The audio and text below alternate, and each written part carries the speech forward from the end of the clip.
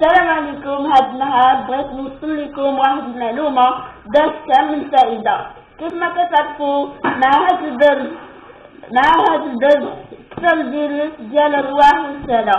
هاد النهار بغيت نقدم لكم واحد الدواء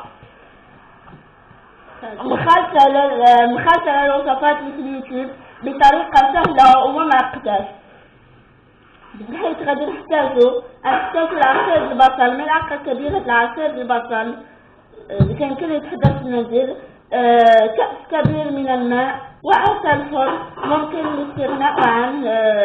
مهم غادي تجربوها وغادي تشوفوا هاد الوصفة فعالة بزاف، وغادي يبان الفعل ديالها في أقل من دقيقة.